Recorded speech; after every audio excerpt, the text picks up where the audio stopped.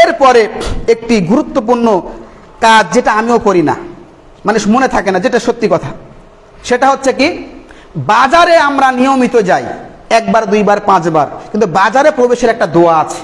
যদি এই দোয়াটা আপনি পড়েন তাহলে আপনার মজাটাকে শোনেন। এটাও সহিহুল জামের হাদিস 6231।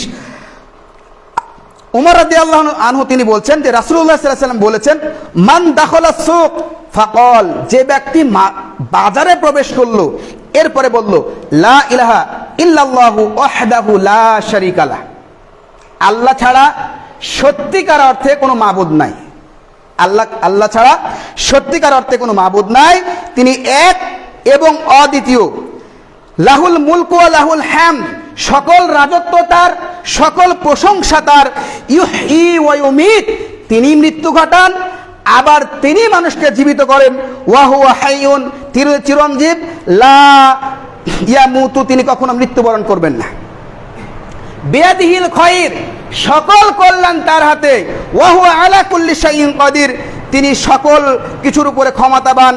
এই দোয়াটা যদি আপনি বাজারে প্রবেশ করার সময় বলেন, প্রবেশ করার পরে যদি বলেন, আপনি যতবার বাজারে যাবেন ততবারই এই দোয়াটা আপনি বলবেন, লা ইলাহা ইল্লাল্লাহু ওয়াহদাহু লা শারীকা লাহু লাহুল মুলকু ওয়া লাহুল হামদ ইউহয়ী ওয়া ইউমীত ওয়া হুয়া হাইয়ুন লা ইয়ামুতু বিয়াদিহিল খায়র ওয়া হুয়া আলা কুল্লি শাইইন কাদির।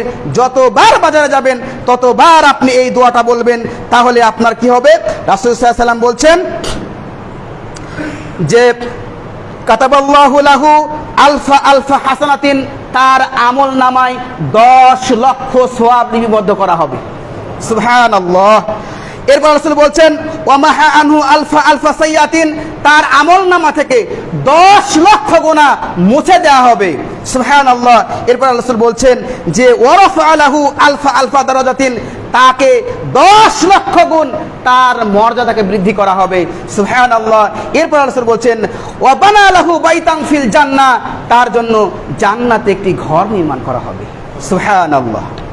ছোট্ট দোয়া, আপনি যতবার যাবেন ততবারই এই দোয়া পড়বেন, ততবারই এই দোয়ার ফজিলত আপনাকে দেওয়া হবে।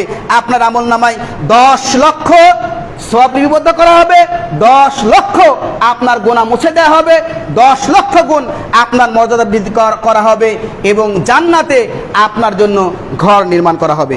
আল্লাহ সুবহানাহু ওয়া তাআলা আমাদেরকে তৌফিক দান করুক। আল্লাহুম্মা আমিন।